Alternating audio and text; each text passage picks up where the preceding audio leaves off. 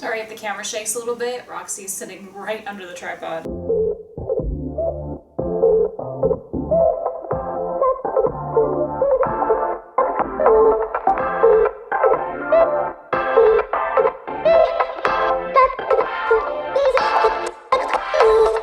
It's Alirien, and today we are making our recipe for Samhain for this year, which is traditional Irish Barmbrack. Samhain, of course, is the heralding of the end and the beginning of the wheel of the year. It is the final Sabbath before Yule, which does serve as essentially a ringing in of the new year. So Samhain is essentially part Thanksgiving, part end of the year sort of celebration. Many people will call it the Witch's New Year, but I personally see it more as a Thanksgiving celebration because it is meant to be the time when you take stock of everything that's happened in the year and show your gratitude for everything that went well and everything you received, everything you have. Try to make sure that you have learned the lessons of the things that went wrong and didn't go well, the things that you lost, so that you can let go of everything and make all of the final preparations for the year ending and beginning again at Yule, as well as the winter that Yule is ushering in.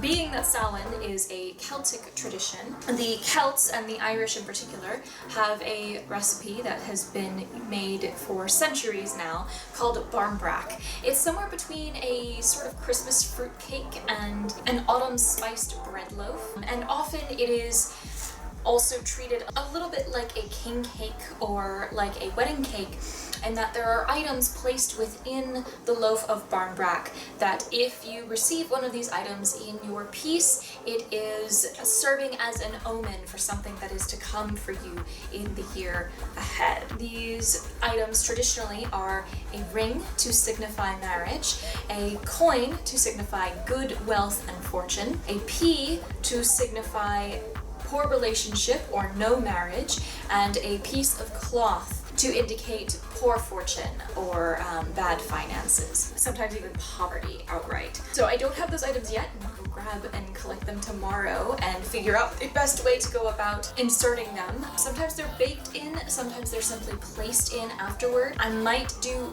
that route similar to how a king cake is done, where they will bake the king cake and provide the little baby figure in the box, so that if you want to follow king cake tradition of someone finding the baby and being king for the day and having to provide the next king cake, you can, but also you know when you buy the king cake where the baby is, that way it's not lost in the cake and a potential choking hazard for anybody who's not aware it's somewhere in there. I will do some research to see what to do as far as these items go, but I do want to actually provide the items in the finished Barmbrack. They simply may be added into the bottom at the end, and then I'll flip it over and try to let myself forget where these items are so that I can partake in it.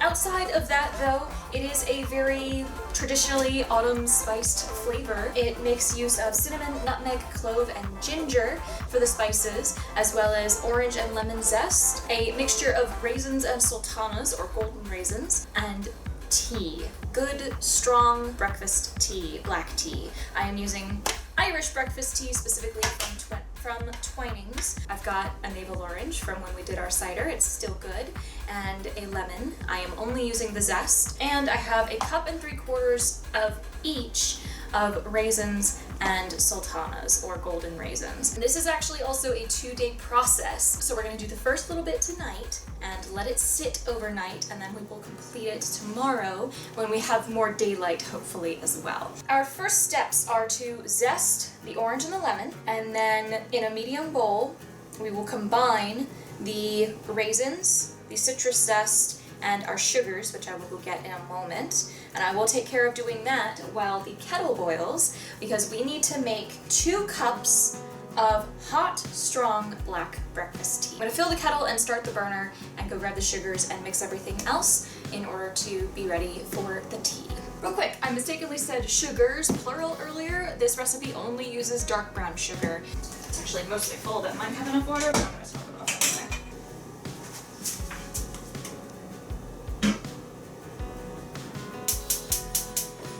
Have a tea scoop. This is specifically designed for scooping enough tea for a cup.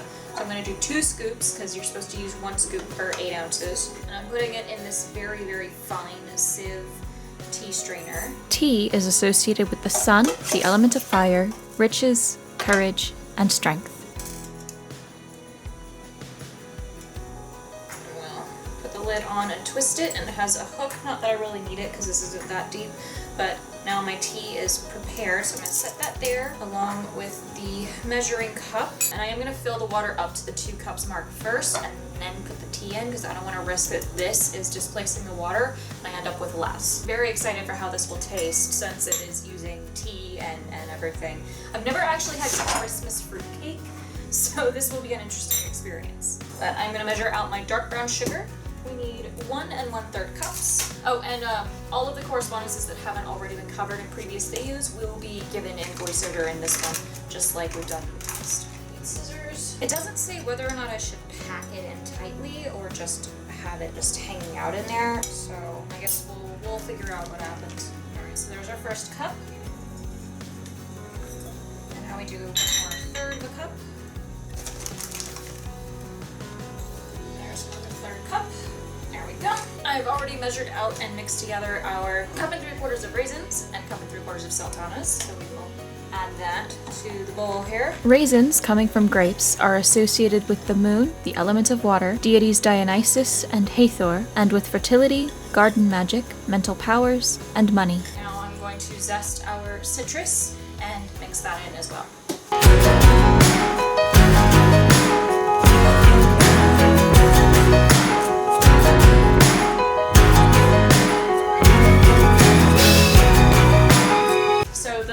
Just started whistling. I've turned off the burner and I'm going to come pour the water for our tea to start steeping.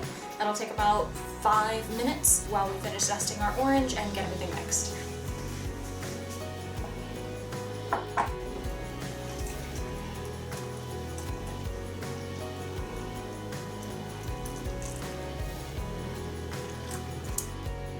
Tea goes in and that will steep off on the side. So now that the tea has steeped for 5 minutes, it actually over steeped a little bit, but that's okay. I'm going to pull the steeper out and let it drip back into the cup for a moment. And set it in this, it's a spoon rest, but it works for catching the tea strainer. I just want y'all to see the color of this. That pretty color. It's almost red. We are going to add this to the bowl.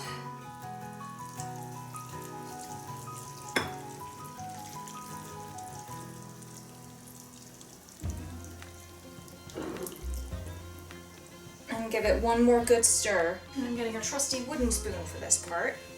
And a pot holder, just to protect my hand that grips the bowl on the side.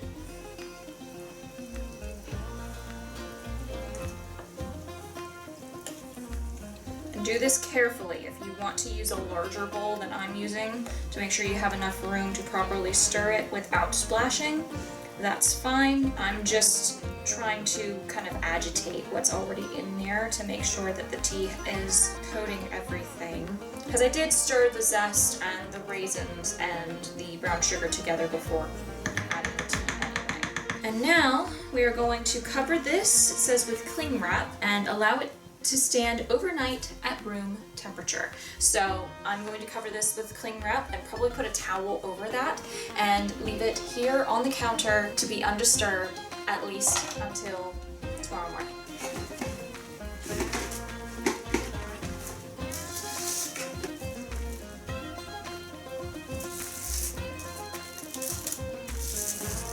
The dad and breakfast in seems like a good choice.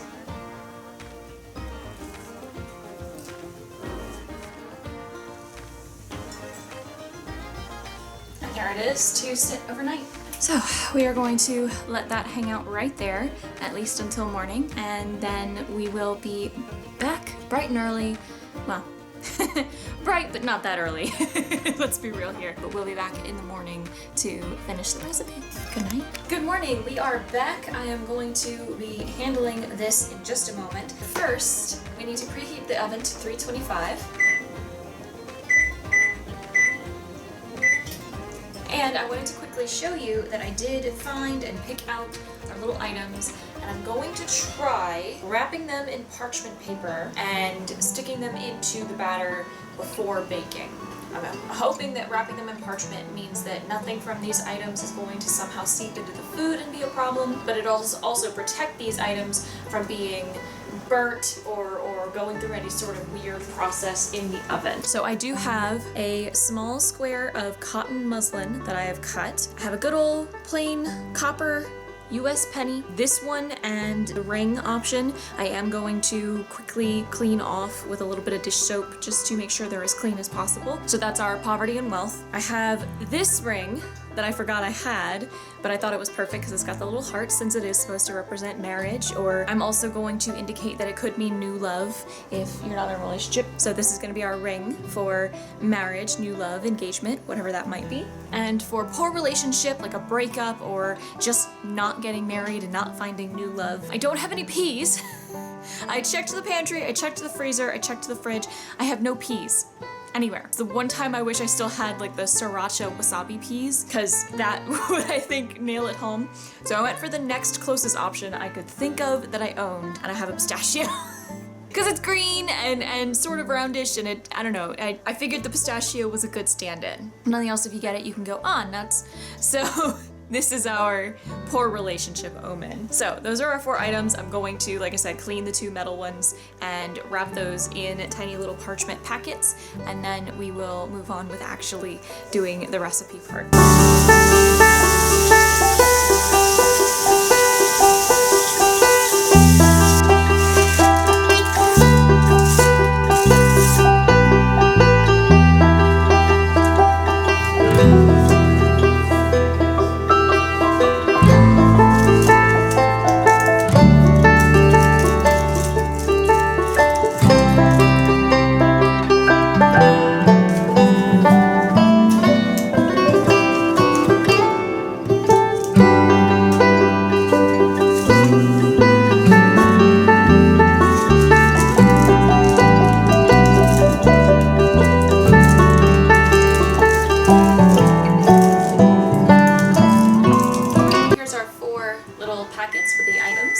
Now we need to butter and line this pan. It says to use a deep 9-inch cake pan. I am using this one, which is 9 1/4 by 6 1/2 by 2. So we're gonna get the butter and probably more parchment paper to line this.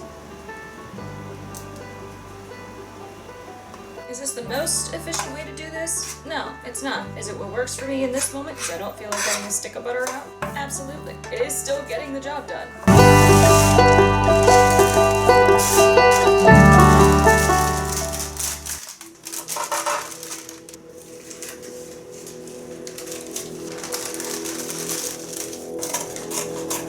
There's our buttered and parchment lined pan. And now we get back to the recipe method. So we're gonna get out a large bowl, going for the largest one I have to make sure I have room, and I need to take the sweater off because now it is too warm in here with the oven running. Whisk together flour, baking powder, and spices. So I am going to go grab those. 3 cups of flour.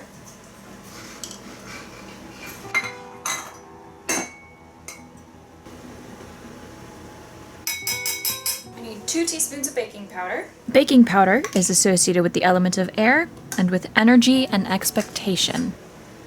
And now a 1/4 teaspoon each of cinnamon, nutmeg, ground clove, and ground ginger.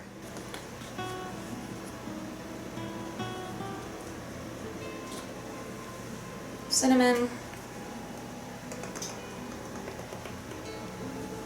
nutmeg, clove. Ginger is associated with the planet Mars and the element of fire, and with love, money, success, and power. And ginger. We're using a whisk to combine. It's essentially like if you were to sift it all together. It helps to break up any lumps or clumps of the flour and distribute the baking powder and the spices into the flour. Now we stir in our fruit mixture. Oops. Uncover this. Here's what this looks like. Next day, we're going to pour this in. Don't splash me. Oh, it smells amazing. Ooh, okay. Some of the sugar got stuck at the bottom. I'm gonna scrape that out here. So I guess that's something to be aware of. The sugar might settle as this soaks and get stuck to the bottom, so be prepared to scrape. And now we give this a good stir. Already it's starting to get thick, like a very wet dough. Ooh, I might have to go get the man muscles to help me out with this. I have not worked out in a while, so my arms are not happy. There is no shame in asking for help to stir your very sticky, and heavy baking doughs and baking batters. Even if they're gonna scrunch up their nose at the smell of it because there's fruit in it. It's actually pretty well stirred. I'm having to go slow, but it's working fairly well here. Now we add the eggs, of which we need 2 beaten. A separate small bowl for this. As I recently learned, it is better to crack your egg on a flat surface rather than an edge. Makes it easier to avoid getting the shells in there. Pull out a fork, break the yolk. I just now caught it says alternating between the two. I think I was supposed to do half of the fruit mixture, add an egg, other half of the fruit mixture, add another egg. Oh well, this so far is working fine for me. If you want to stick closer to the method, that's fine. I will link the recipe I'm using in the description for you guys. Put this back to front and get the egg in there. This is really going to help with the binding. I didn't realize there's a hole in my shirt. It's probably from a cat claw. Mix until no dry streaks remain, which we've managed. Add in your charm wrapped in parchment paper, then pour the batter into the prepared pan. I'm going to stick these at the quadrants here. I'll slide my pan closer to me, and now I'm actually gonna go get some help so that one of us can hold the bowl and the other can use the spoon to scoop.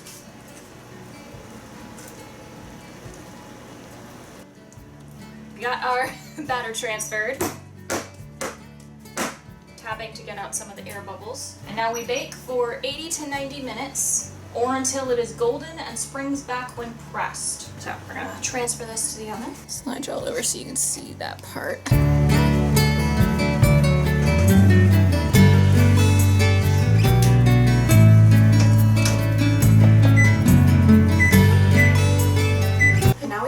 At 80 minutes, I pulled it out, tested with a toothpick, and I'm carefully pressing at it with my finger, and it's springing back immediately. I think this is done. I'm gonna leave this to cool. The recipe says, let cool in pan on wire rack for 20 minutes, then turn out to cool completely. So I'm gonna set the timer again for 20 minutes. In order to let this cool, because it is very warm to the touch. I mean, it did just come out the oven. So we're gonna leave this to cool and come back and turn it out so it can cool even more onto a wire rack. I'll go ahead and get that set up. Except that none of my wire racks come out on their own. That was a clusterfuck, but got the rack out. I'll set this up on the counter, and that way this is ready to catch the barmbrack when we turn it out.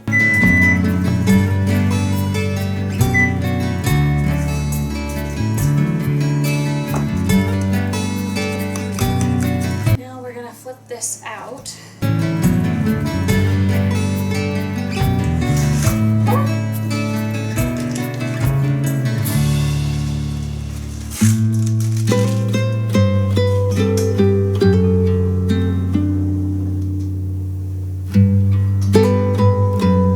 There we go. We will let this cool the rest of the way. So I'll come check on this every now and then to see how it feels, see if it's cool enough yet. And once it is cool, we will go ahead and cut a slice and give it a taste. Here is the finished Barmbrack loaf. I'm holding this very carefully to make sure it doesn't slide off.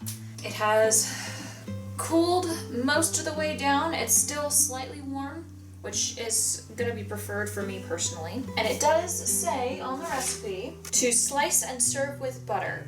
Store at room temperature in an airtight container up to 4 days. It can also be frozen for up to 4 weeks, for at least 4 weeks, and is delicious toasted with butter and a cup of tea. Now I don't have a cup of tea prepared, but I do have some butter here. I'm just going to slice some and butter it and give it a bite. So let me grab a serrated knife. And I'm going to go through the first inch or so. The knife has found one of the charms because I just pulled out a shred of parchment. There's that. I will unwrap that in a moment. I'm gonna cut this slice in half as well. But yeah, the knife found the parchment and started cutting through it.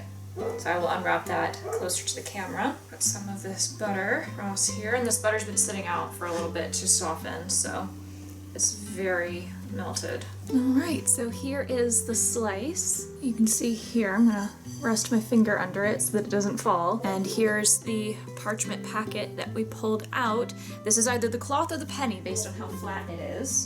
So let's unwrap this first. Actually, I'm gonna take a bite. I'm gonna take a bite of the Barmbrack first, and then we will unwrap and see what we got. So.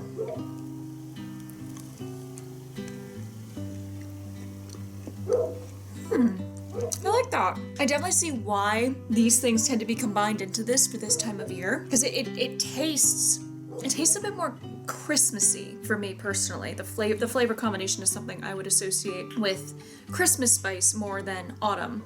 But that's fine because we are halfway between the autumn equinox and the winter solstice, so it kind of works. I can definitely understand as well wanting to toast it before eating it. Having a nice cup of tea with it would be great. Smell-wise, immediately I'm getting the citrus zest and the raisins, but the spices are definitely in there. You taste the spices more than you smell it once you've got it sliced. It's very good though. There is something I have tasted for Christmas at some point in the past that this tastes like, and I cannot place it for the life of me. Because I know I've never actually had like a Christmas fruitcake before, but maybe it's that? I feel like there's something I've had. It's not quite gingerbread, because like the fruity aspect is definitely part of it. I can't place it, but it is very good. So now we will see which of the charms. Oh, apparently cutting through the parchment, I exposed some of it, so I've actually already seen here what we got. The penny, which now has a score mark from the knife cutting into it, but that's okay. I actually missed Lincoln's head entirely, so that's pretty fun. Yeah, we found the penny, so good wealth, good fortune for the year to come. That's wonderful. Well, I very much enjoy this recipe and the result. I've never made Barmbrack or had Barmbrack, but it tastes wonderful and it was a pretty easy recipe. It takes patience because you have to let stuff soak overnight, but once you come back to it in the morning, it's very quick and easy to mix it all together. Bakes for a little over an hour. The 80 minutes was enough for me, but your mileage may vary when it comes to bake time depending on your oven. But yeah, if you give this recipe a try, let me know in the comments and let me know how it turns out for you, whether you like it or not, or any tweaks that you make.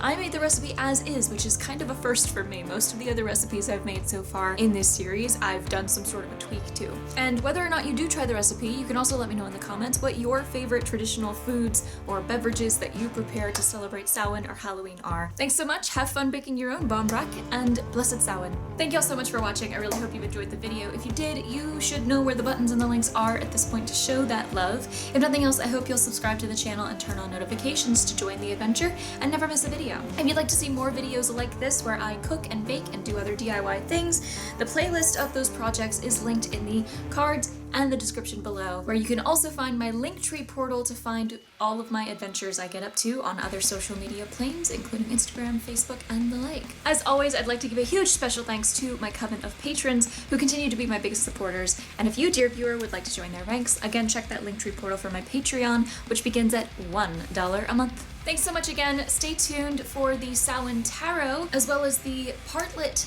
building vlog and a new kind of vlog I decided to try out this month. And I'll see you all again very soon. Keep aiming, my loves. Mwah! Bye, y'all.